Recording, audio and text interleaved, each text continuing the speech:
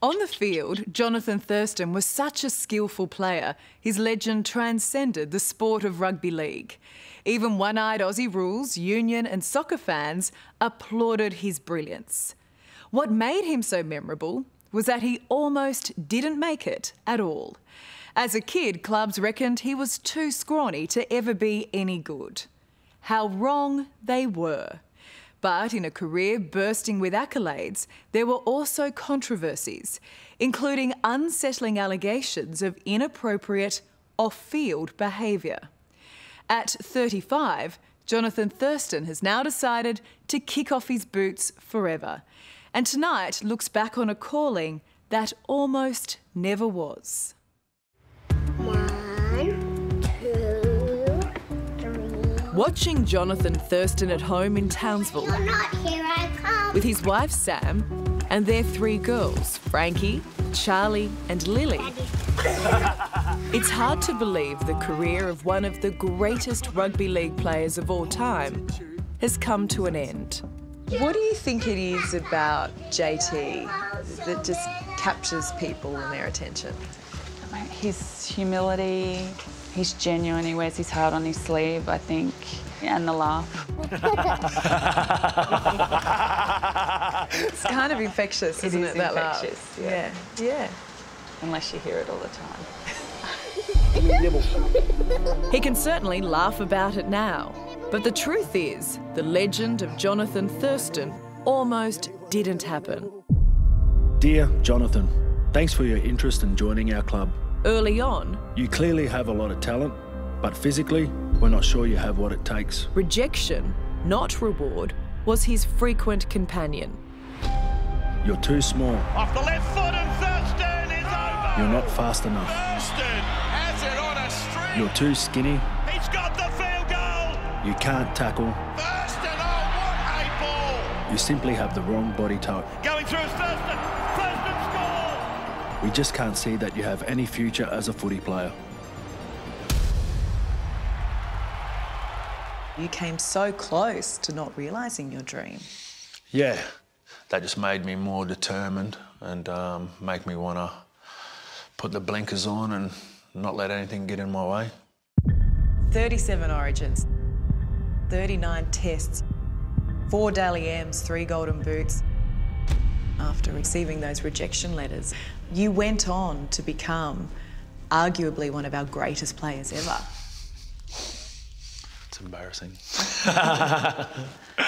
But it's kind of a nice stuff for you too.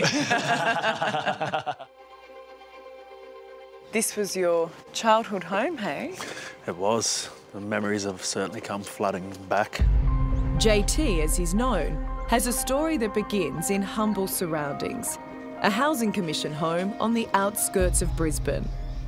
Word is that your fancy footwork comes from outrunning your big brother in the backyard. Yeah, he'd give me a fair little hiding, so I'd go crying back to Mum. Oh, well, you're a bit of a sook. I was a bit of a sook. I still am. Go, son, go! Like most boys growing up in Queensland, footy was an obsession. And even though he was the runt of the Sunnybank under-10s, Come on, Johnny. his mum Deborah, a proud Indigenous woman, and Dad Graham, a Kiwi, knew he had something special. Didn't your dad say when you played your first game that he'd give you $1 for every try you scored? Yeah, I ended up scoring 9 that day and he never made that bet again, so... Uninterested in school, as a teen, JT found himself drifting towards a life on the wrong side of the law. People who've known you all of your life say that you've always been a bit of a larrikin. And from what I can gather, it's a nice way of saying you were a juvenile delinquent. It's confession time. Come on. Confession time. Yeah, breaking into cars and sheds and stealing, which is very shameful when I sit here and think about that, but yeah, it's something that I'm not proud of. You could have ended up in jail. Yeah, certainly could have. Alarmed at the direction their son's life was taking, JT's parents sent him away to Toowoomba on a footy scholarship at a private school. Only now, as a dad himself, does he appreciate the enormity of the gesture. You've described your dad as a tough rugby league player. He wasn't big, but he had a heart of gold. Sounds familiar, doesn't it? It does. He has a lot of qualities from his dad. Sorry. What's caused this? I don't know. Just thinking about Mum and Dad. Would you be here without them? No way. They've given me everything. Just, yeah, grateful. After school, all he wanted was to play in the NRL. But club after club rejected him. So JT got a job at Coles as a butcher's assistant, lugging meat all day. In 2002, he received an offer of sorts from the Canterbury Bulldogs in Sydney. No money, just a chance to train, with a bit of manual labour thrown in. Washing cars from 7 o'clock in the morning till 3 in the afternoon and training from 3:30 till 8 o'clock at night. That's what I had to do, and that's what I did until I got that first contract.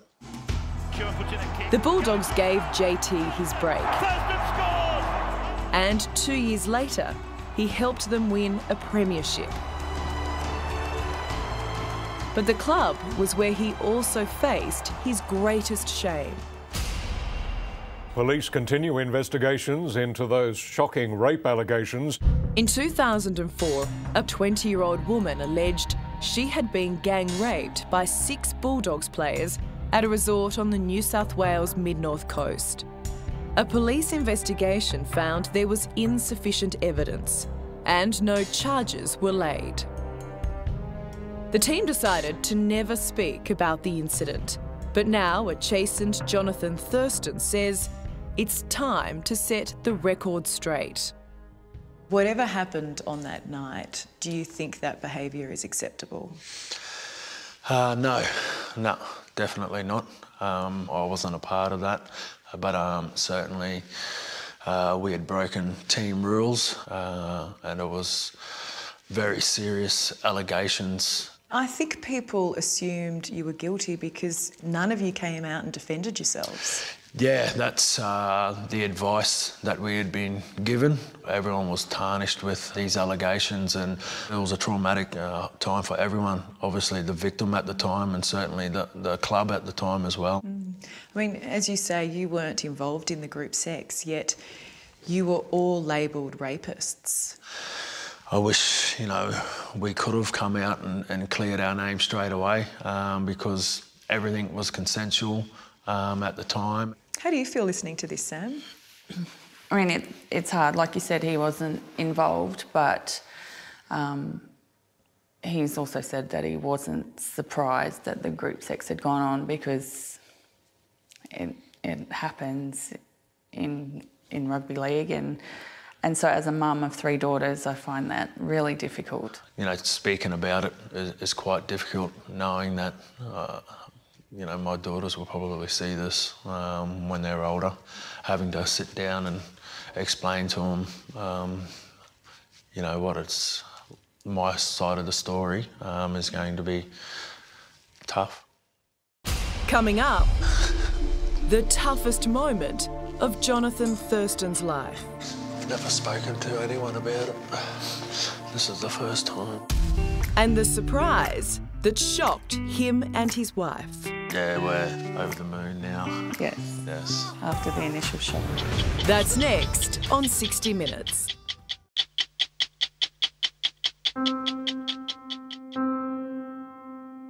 From juvenile delinquent to being embroiled in a footy rape scandal, by the time Johnathan Thurston arrived in Townsville in 2005 to join the North Queensland Cowboys, he was ripe for redemption.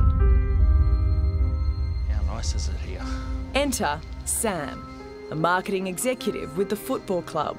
and a woman who, initially at least, was reluctant to get involved with a player. Was there any hesitancy getting into a relationship with Johnathan Thurston? Yeah, most definitely. It was a long time before the romance blossomed, I should say, but He wore you down? he did wear me down. He did wear me down. It took about 12 months, but in the end I caved, which he told me I would in the first time we met. It was Sam who would help shape his career. And it was Sam who was there in 2008 to pick up the pieces when, while JT was on tour with the Australian team, his uncle Richard was violently murdered in a late-night brawl. Getting the phone call from Samantha.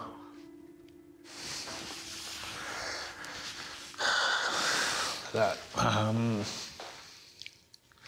my uncle had been murdered in a park.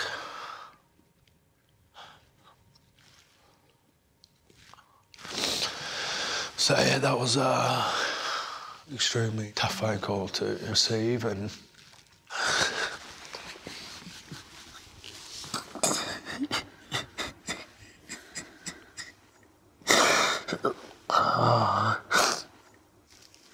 sorry, I've never spoken to anyone about it. This is the first time I've spoken about it, so it's just bringing all those memories back. You played one of the greatest games of your life. Yeah. And I know he would have been up there smiling down, proudest bunch. You did that for your family. Yeah. This is the greatest show. Family is paramount for JT. This is the funnest thing I have done in the world. And for all his achievements on the footy field, it's in the backyard that he does his best and most important work. What's JT like as a father? Oh, he's patient and loving.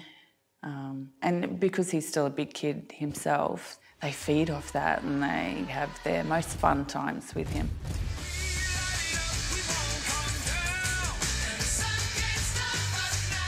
If the Thurstons make for a picture postcard, it's a family portrait that almost wasn't. There was a time there where I started to really think that I would maybe never be able to have children. After, I don't know, 3 or 4 unsuccessful IVF attempts, I really thought, wow, maybe this is just never going to happen for me. So There was times there where she'd be in tears and saying, I can't give you a family, so we might as well just call it quits. But yeah, I didn't want to borrow that, so it didn't matter if we had kids or not. I wanted to spend the rest of my life with her. The gods smiled and Frankie and Charlie arrived. In 2015, there was a wedding, but not before the completion of some unfinished business. What do you consider the greatest moment of your career to be? The 2015 grand final for the Cowboys. It had taken JT 10 years playing for the Cowboys to win a premiership. Thurston to choose from with Coop. He hits it, he's got it! He's got the field goal! He's got the premiership! And as glorious as that was, it was what was to come afterwards, thanks to a little doll called Joker that had an even greater impact. One of the most iconic images was Frankie with a black doll. Yeah, it was headlines, that black doll. all around the world. Was it deliberate? It was her favourite doll and it went everywhere. So for her to have it on that night wasn't deliberate. It was, yeah, she just, Joker had to go. He was surprised. Well, I was surprised by it, yeah. But when I think about it now, I'm proud of the fact that it did spark those conversations that the nation was having at the time.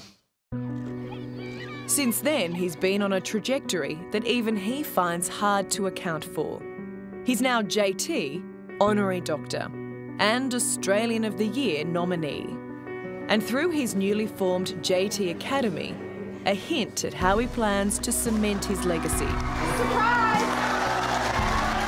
Today, a surprise visit to Woodridge High School to inspire a new generation of kids who, like he once did, find themselves entering adulthood with the odds stacked against them. And it's a lot like a football team, schoolers. Your classmates are like your teammates.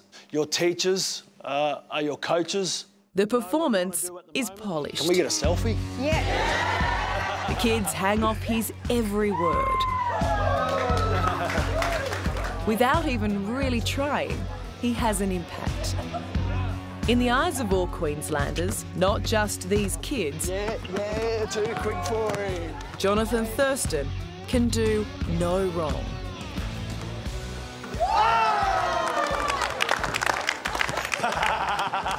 Are you aware of the impact you have, particularly on Indigenous kids? I am now.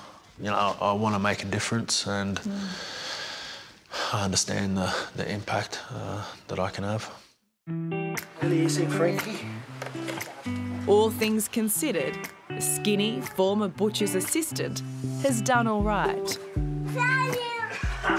The future looks bright, not least thanks to a little project due to kick off in February.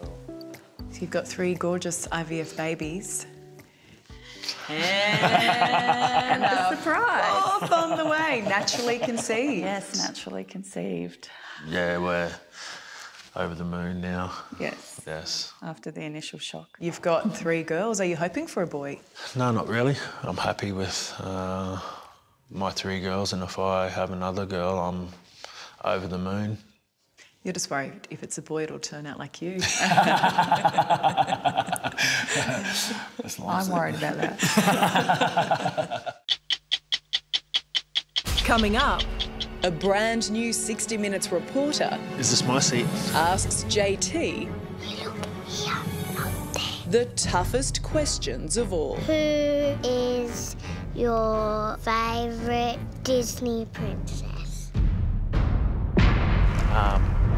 That's next on 60 Minutes. Hello, I'm Allison Langdon. Thanks for watching. To keep up with the latest from 60 Minutes Australia, make sure you subscribe to our channel. You can also download the 9Now app for full episodes and other exclusive 60 Minutes content.